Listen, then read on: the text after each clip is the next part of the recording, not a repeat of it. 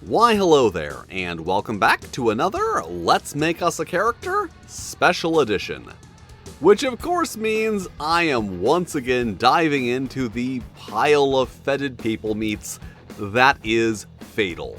A game that probably would have become a cornerstone of some kind of anti-woke gaming movement if it had come out today, but fortunately came out at a point where creating anything, regardless of what agenda it may have supported, was the worst sin that could be committed in the eyes of the worst people on the internet. But enough about all of the people who really wish they could pretend to like Fatal to own the libs, and on to the topic of this video: magic. A thing that has been featured in countless stories and games in countless different iterations, from the rigid Vancian magic of Dungeons and Dragons to the flexible, intuitive magic systems of good games made by competent designers. As well as a thing that I, honestly, didn't even bother looking at in Fatal before now. Yeah, you wonder how I maintain my sanity while making so many Fatal videos?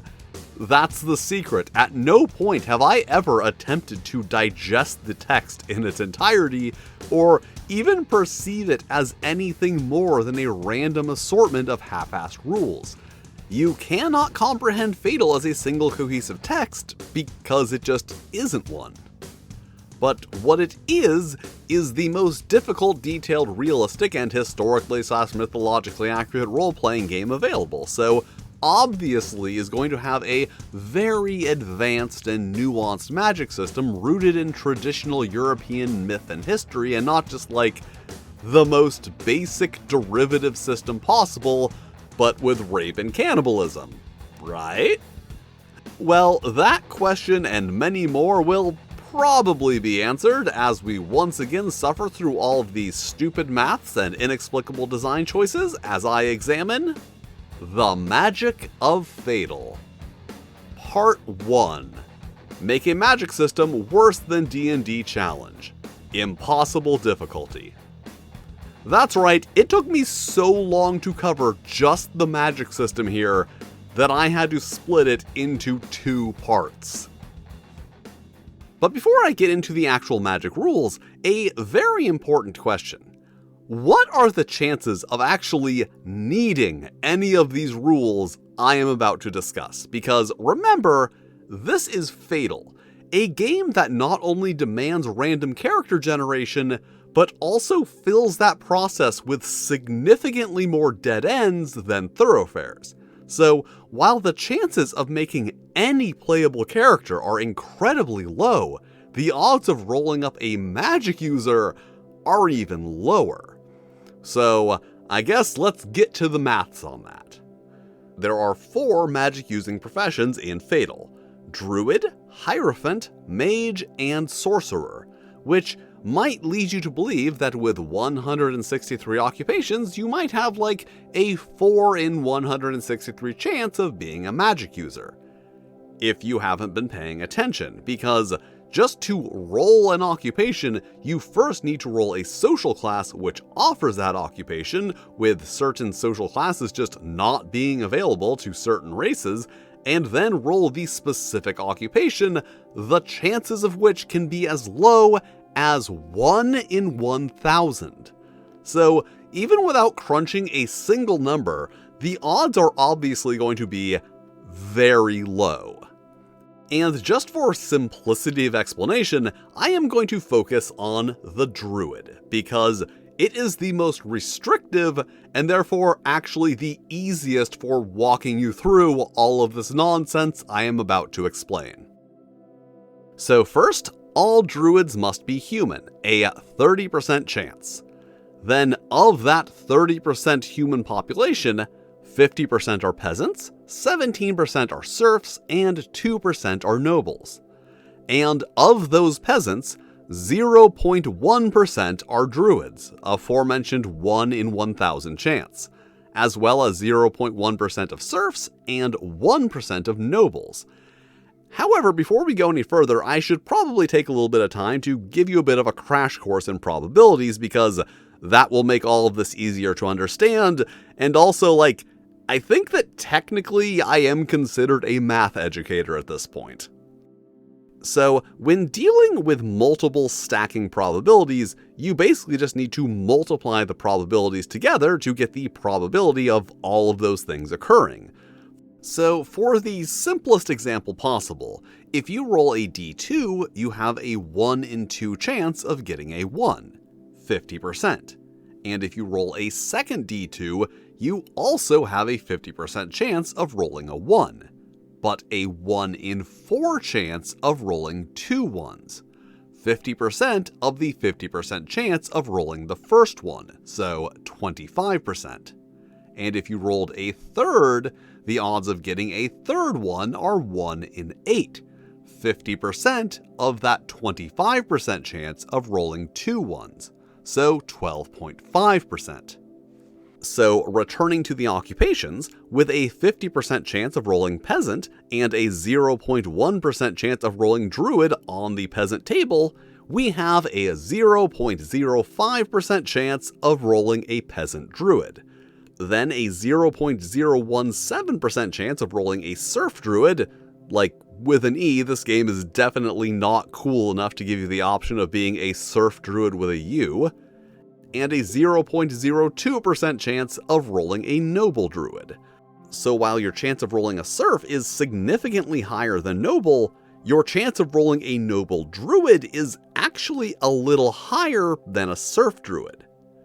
So now what we have is 3 different exclusive conditions, only one of which must or even can be met.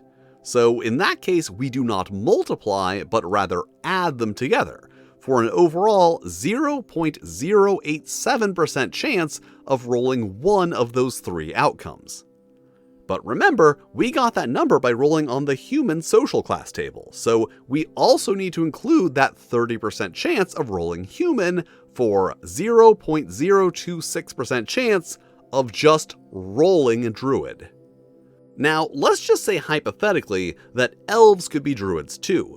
We couldn't then just add that 2% chance of being an elf because elves have their own social class table with different odds, notably not even including peasant. So while the odds of rolling druid on each social class are the same, the odds of rolling each social class are different, meaning that we cannot incorporate elves into this equation. So if we wanted the odds of rolling a human or elf druid, we would need to do all of these calculations independently for elves and humans and then just add the results together. Which, as mentioned, is specifically why I am using druid for the explanation, because I don't have to do that. But moving on, rolling an occupation is just the first hurdle to overcome. You also have to meet all the requirements for that occupation. So first, all druids must be male, which cuts the odds down to 48% of that 0.0261%, and then it really starts falling. So druids require intelligence and wisdom of 115, and have separate ability requirements of language 105 and wisdom 110 to cast first level spells. And druids are the only occupation that have both basic ability requirements and per spell level requirements. The other 3 only have the per spell level requirements. And also you may be noticing that ability requirements by spell level means that the odds I am going to be giving you here are those of rolling a character who qualifies to cast first level spells. And with the obscene center weighting, those odds are going to drop drastically for each level above 1. So let's just start with the relatively easy one. The odds of rolling at least 105 in language as a human male are 33.4845%, and intelligence is a little trickier.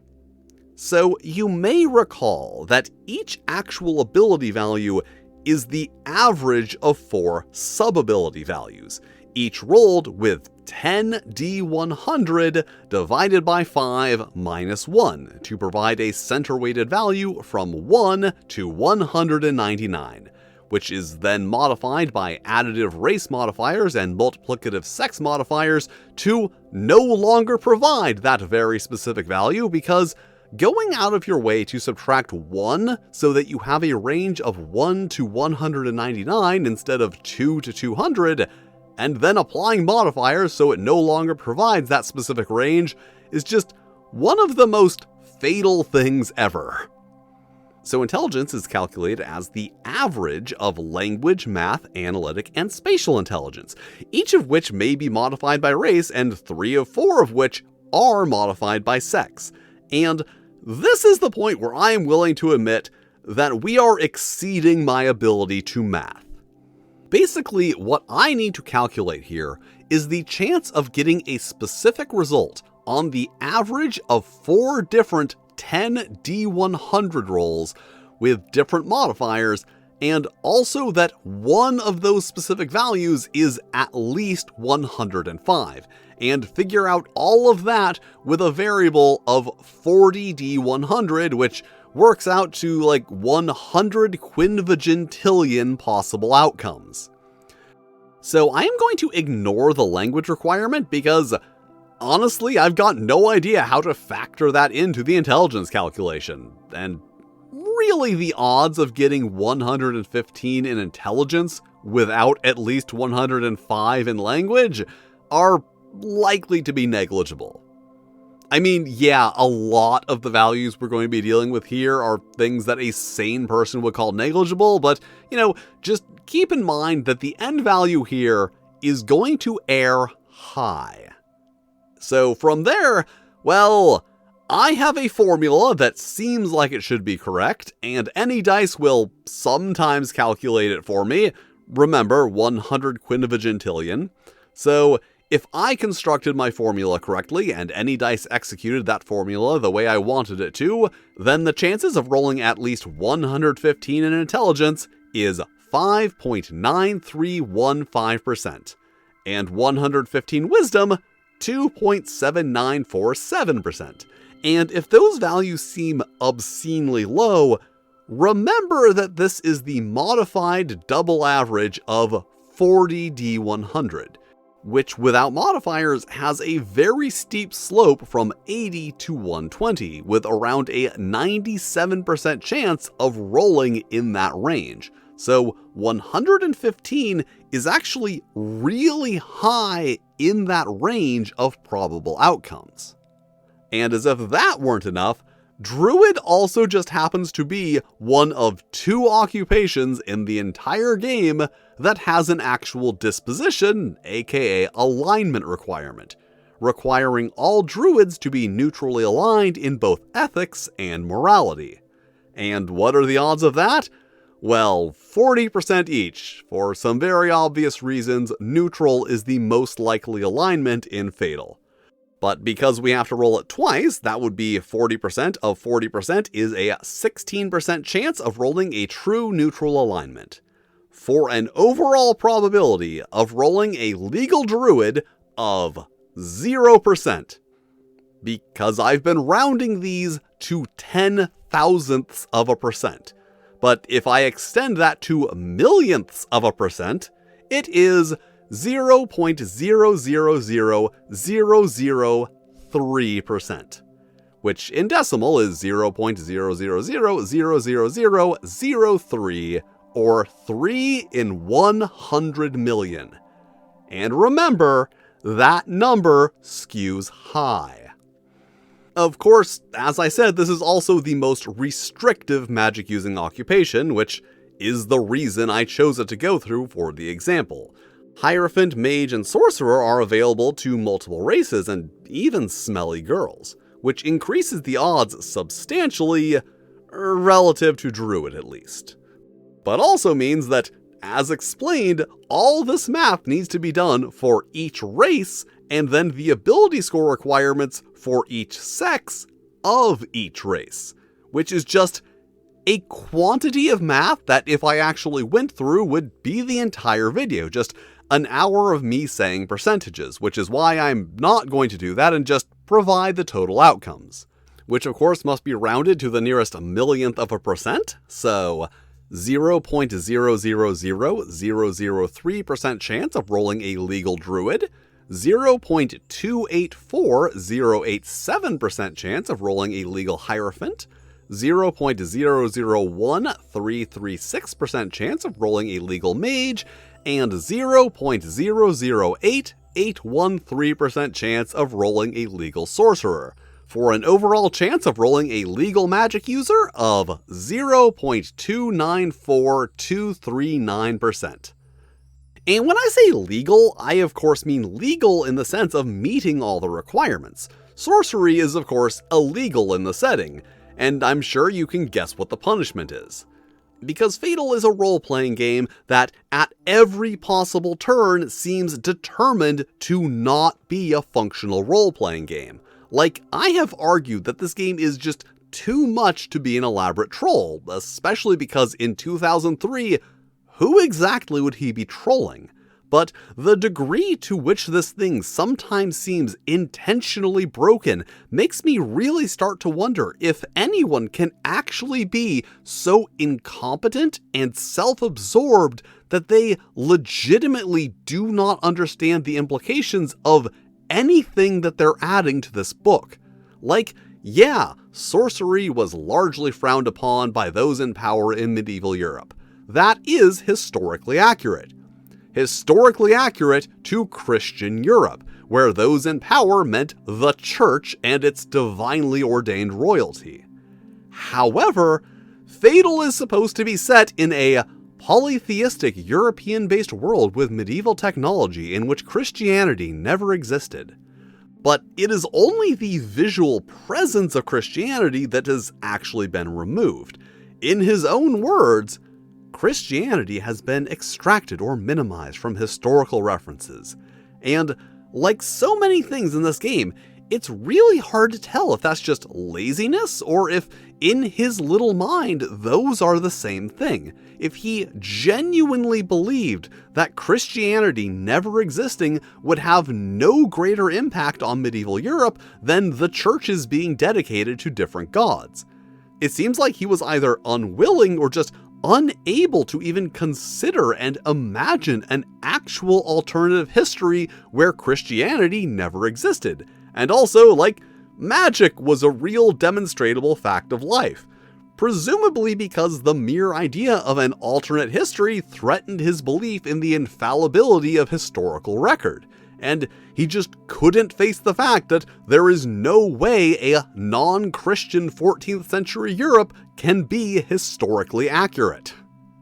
Also, if you're wondering why the odds of Hierophant are so high, at least relative to the other three, it could be due to being available to 3 social classes with the highest percentages of any magic-using occupation. It could be due to having only 2 fairly reasonable ability requirements, or it could be due to the fact that there were supposed to be additional requirements that he just kind of forgot to include. Yeah, Hierophant is one of, if not the only occupation in the entire game that does not have most of the requirement entries, because Fatal loves not giving you information you do need almost as much as it loves giving you information that you don't need. So, I've had to make a few assumptions here, like the sociality requirements for Hierophant I was able to get from the occupations table, and the subterranean troll entry specifically listed that they can be Hierophants and sorcerers, but does not list mage. So, like anything else related to this game, all I can say is that this is maybe, possibly, somewhat close to correct, based on the specific information I was actually able to find, and also which pieces of conflicting information I decided to give preference to. But with that original question more or less answered, there is perhaps an even more important one. How intentional was this? Because this is Fatal, and the fact that you have less than 1/3% chance of rolling a magic user cannot be assumed to be something that was intentional or even something he was aware of. And you might be wondering how he could possibly not be aware of that while literally setting values as low as 1 in 1,000.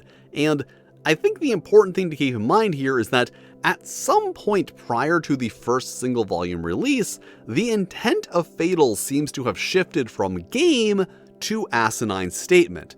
And when that shift was made to focusing on just having an unmanageably large number of things, obviously any attempt at managing those things was dropped. Like, for example, none of the ability requirements for the occupations have been changed to account for the switch that occurred between Adult Lechery and Another Land of the sub-abilities being rolled with 4d100 divided by 2 to 10d100 divided by 5. The values for the modifiers were changed, but the idea that changing the distribution of ability scores would directly affect anything outside of that one chapter seems to have not even been considered. Or here's another fun example. The race requirements for Mage state that few Anakim study magic, which is very, very true, because only serfs and nobility can actually roll Mage, and Anakim cannot roll either of those social classes, meaning that they seem to be unintentionally excluded from being mages. And remember, this is a game with one credited author, and Anakim are clearly his favorite, and yet, somehow, he was able to specifically mention Anakim in the requirements for Mage without realizing that they were disqualified based on social class. And it is honestly amazing sometimes that someone could have such a severe and consistent lack of awareness of content that they themselves had written. Like, these are directly related things involving his super cool original species Do Not Steal, and he couldn't even get something that simple and directly related to his own interests right.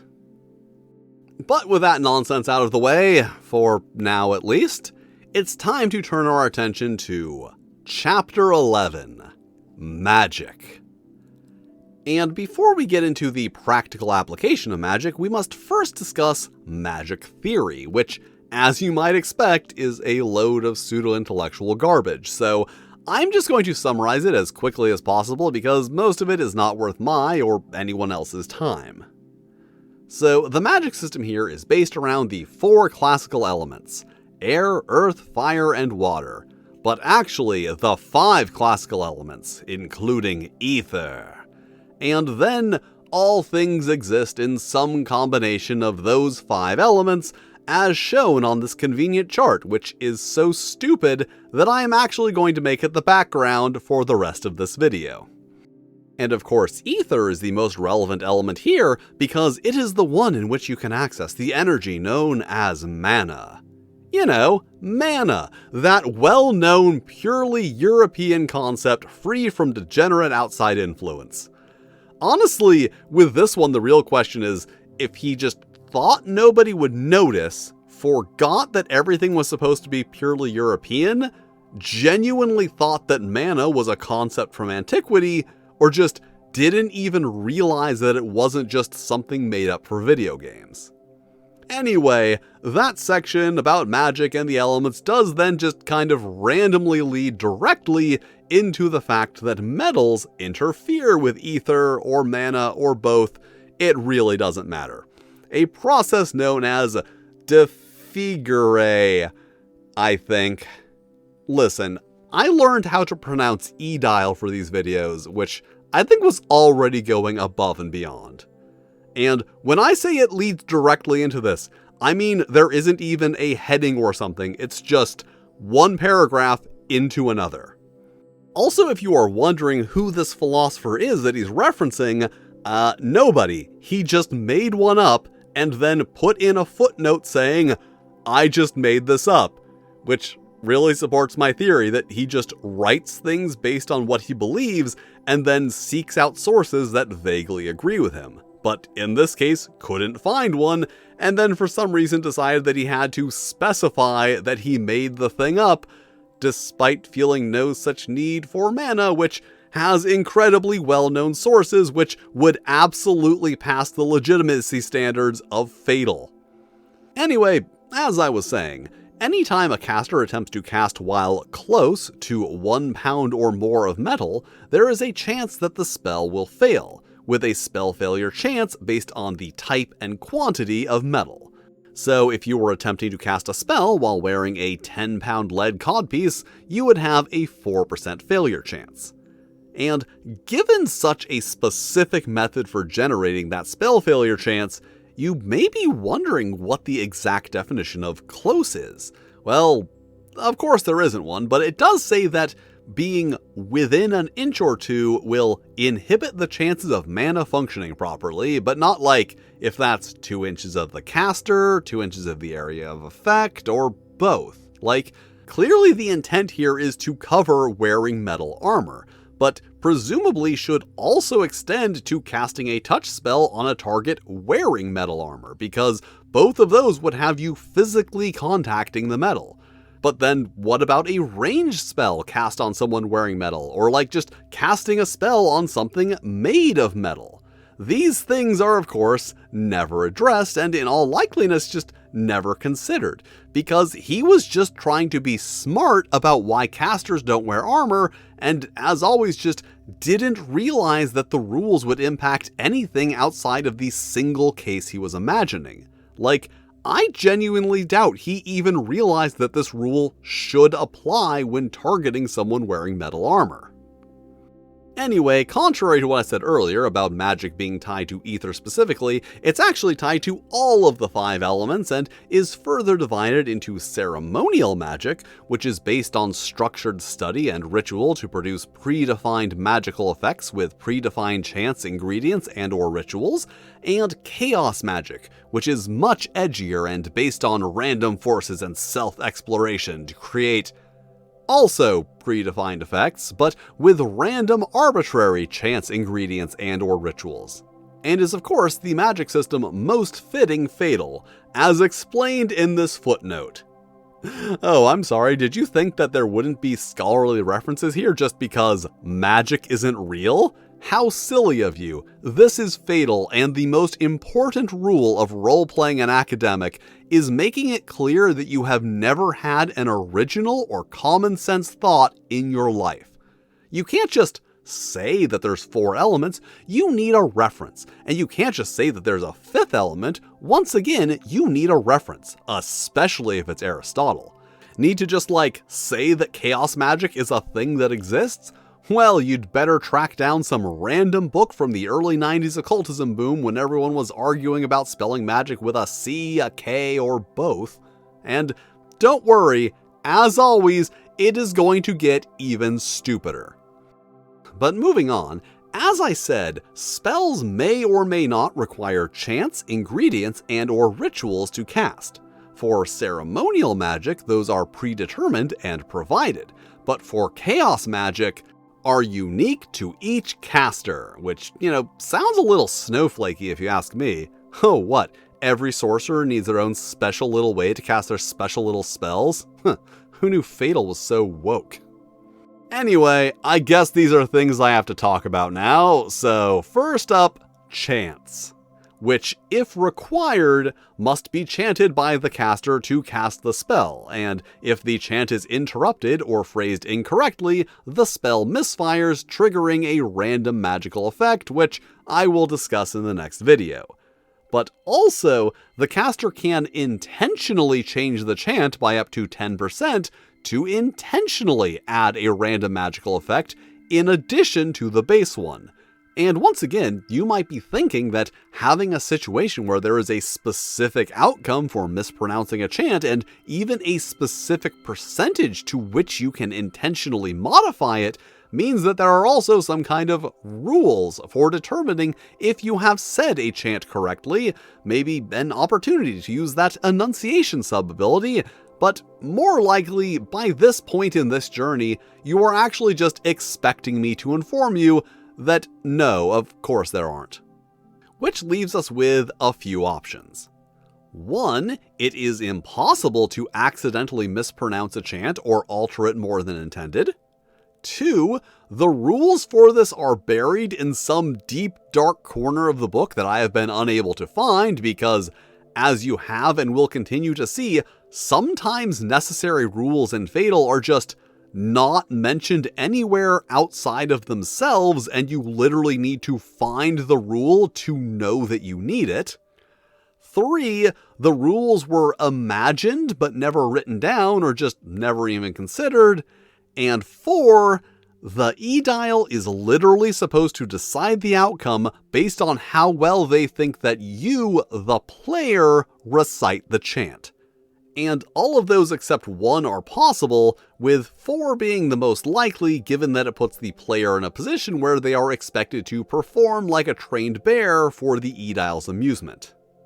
And as stated, for ceremonial magic, chants are provided if required, but for chaos magic, there is a 75% chance that a chant is required for any given spell. So let's just say that we have learned a level 1 chaos magic spell and need to determine a chant. So roll, and we do need a chant.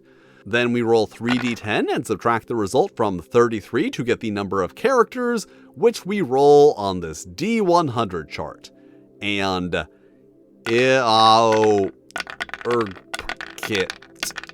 And I would love to criticize this table, but by the standards of this game in general, and the magic system specifically, it's not even notably bad. So next up, ingredients, better known as material components for all my spells, which, if required, are required to cast a spell, although similar ingredients may be substituted if they are common to the same class of objects, like a severed arm instead of a severed leg, because this is fatal, so of course those were the examples, which, like modifying the chant, will add an additional random effect to the spell. And just like chants, ingredients are predetermined for ceremonial spells, but for chaos magic are XD random. And how do we determine if ingredients are required for a chaos magic spell? Well, in the dumbest way possible, of course, by rolling a D100 to determine the percentile chance of needing 1 or more ingredients, then roll 1 D100 again. If the results are greater than the previous roll, then ingredients are unnecessary. And would you like to know what the odds on that are? Because the probability of rolling a D100 and then a second D100 and getting a result higher than the first is 49.5%. And just to take a little break to talk about something I actually enjoy, let's scale this down to a single D10 so that I can explain the math here. If we lay out all of the outcomes for these 2 D10s, you can see that we have a diagonal line where the outcomes match, with the results on either side of that line being those where the second roll is either less than or greater than the first. So if we want to know the odds of the second roll being greater than the first, we just need to remove all the results that are equal to or less than the first roll, leaving us with 45 out of 100 or 45%. So as you can see, with a roll like this, the odds are always going to be close to 50%, with the deviation being half the number of results on that second line. And however big or small the dice get, as long as they are the same, that is always going to be the math. The important part here being that as the dice size increases, the outcomes on that line become a smaller and smaller percentage of the total, x over x squared, with the deviation from 50% being half that value. So in this example, it was 10 out of 100, a deviation of 5 out of 100 or 5%. But with 2D100, it's 100 out of 10,000, a deviation of 50 out of 10,000, or 0.5%. So if you want to do this math at home, the odds of rolling a die of dx 2 times and getting a higher or lower result on the second roll is x squared minus x divided by 2x squared. Also, I guess if you like the dice math, buy the Goblin Guide to Advanced Dice Rolling. I swear I don't go on these rants just to give myself an opportunity to plug the book. I go on the rants for the same reason that I wrote the book. And this is of course the point where I would love to criticize Byron for making you roll 2d100 over 0.5%, but also I can say with almost complete certainty that he just came up with this and thought it was a cool XD random chaos reigns procedure without ever vaguely understanding or even trying to understand the math behind it. But we're doing a thing here, so let's roll for our hypothetical spell, and 28 is not higher than 56, so we need 1d4, so 2 ingredients, and to find our ingredients, we must turn to Appendix 5, Ingredients, where we must roll on the massive 40-page D2000 table. And how do we roll a D2000? Well, roll one D1000 and roll another 1d10 to see if it was the 1 through 5 first or 6 through 10 second thousand. And if you are wondering why not just roll a D2000 with a D20 and 2 D10s, it's because that would require a basic understanding of math in general and dice math specifically. Things that I am suspecting more and more that Byron Hall is completely unfamiliar with.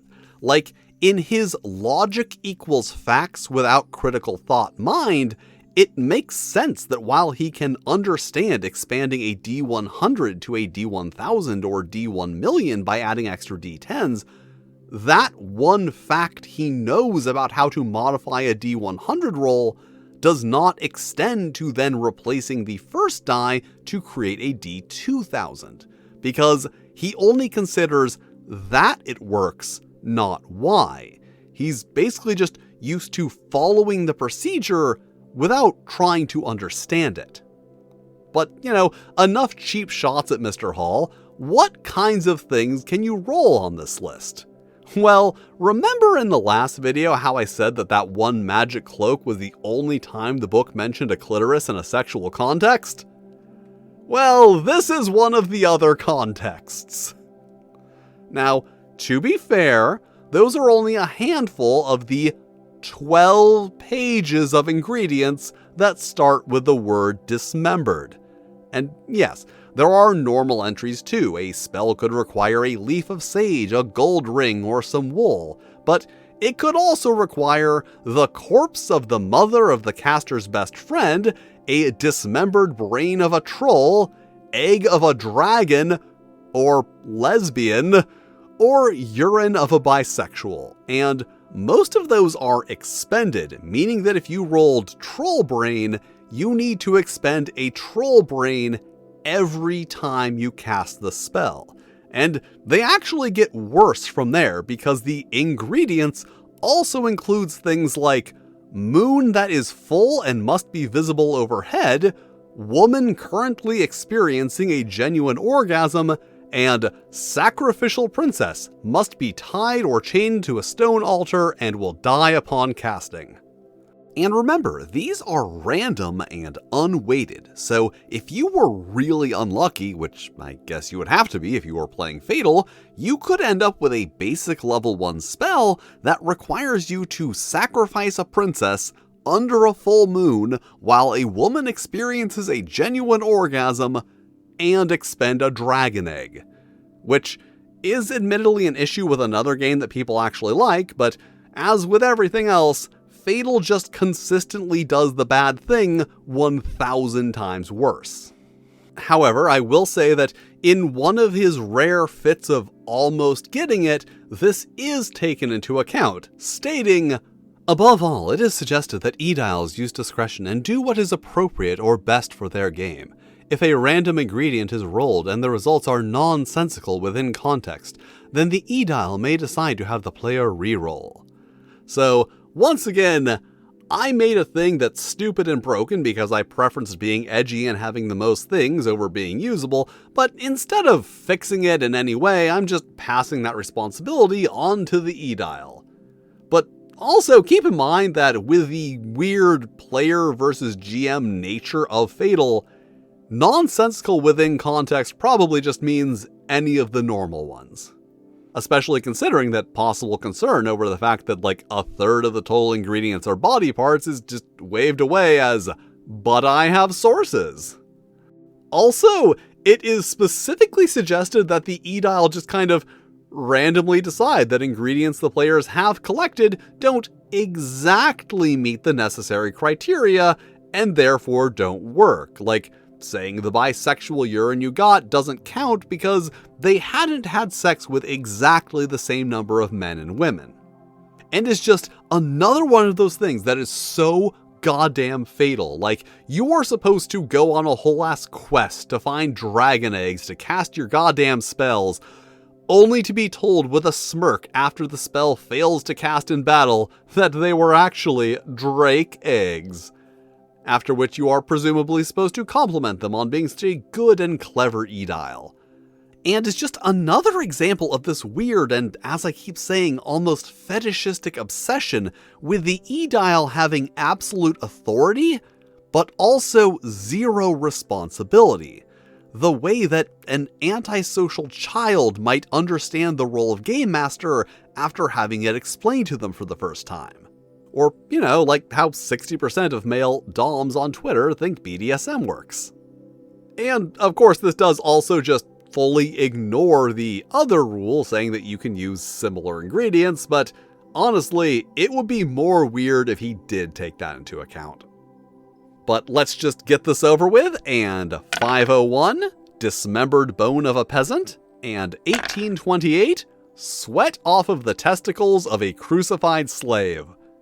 I swear, I rolled twice, and this is what I got. Although, let's be honest here, those are probably fairly easy ingredients to get in the world of Fatal.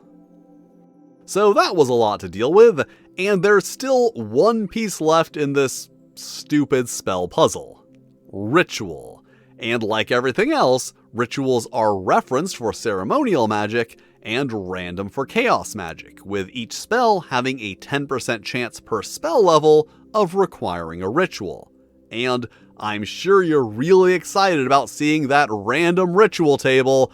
Well, too bad, because the nature of the ritual is determined by the Aedile after the chant and ingredients have been determined. Or in other words, he got bored with making this part of the game and just moved on. Which is kind of unfortunate because in addition to all of the hilarious things that would be on it, a 40-page ritual table would have pushed the total page count over 1,000, which I can only assume was one of the many pointless and unrelated goals that this game had. So basically, this is one that you really don't want to roll, or your character has to do whatever the Aedile decides that they do every time they cast the spell. And considering the kind of person who would actually want to run a game of Fatal, that thing is almost certainly going to be disgusting and or degrading.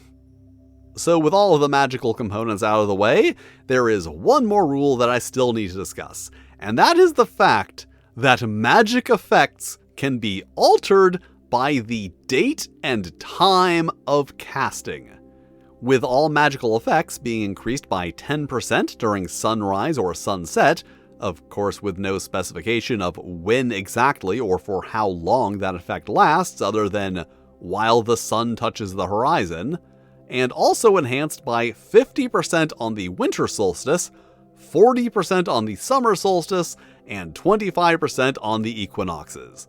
Words that I guess Byron either didn't know or considered to be girl words. Which makes it a very good thing that Fatal uses the same calendar we do and not one that divides the year into 13 unnamed months of 4 7-day weeks each. Oh wait, no, it does that, actually.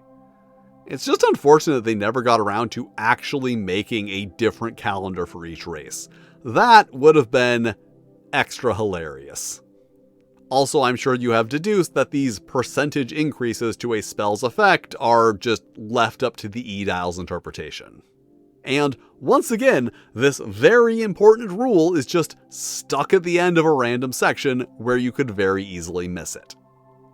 And I believe that is it for this time, and hasn't it been magical? I honestly have no idea how this video ended up being this long, but somehow it did, so you'll just have to come back for the next one to see how spellcasting actually works in Fatal, or spoiler, how it doesn't work, because it's Fatal and nothing actually works in this game. But you can look forward to another D2000 table. And thank you for watching. If you enjoy my sassy wit, art, and saucy euphemisms, you can follow me on Blue Sky and Tumblr, or catch me streaming on Twitch occasionally, just, not very often. Also, there is a Discord now because people kept asking me if there was a Discord, and now there is. Links to all of that in the description. And as always, an extra special thanks to my Fightin' Flail Snails. Broken Unicorn, D-Stex, Diablade, Just Dave, Nikolai Snowtail, Puggo, Randy Mulholland, Ramogus, Renee D, Stephen Hafner, Stephen Kramer, Tila Glar, Toshiro Kuro, and Tyro the Fox. If you want to be cool like them, check out my Patreon or channel memberships. Two different things that provide similar but distinct benefits because they are on different platforms that only offer different benefits. But if you don't want to do that, that's cool too. You can still hit all the lovely buttons, like, subscribe, smash the buttons, whatever they are. Or, maybe click on one of these other videos that has mysteriously manifested from the ethers, which I am sure are lovely videos that you will also enjoy. And I will see you next time.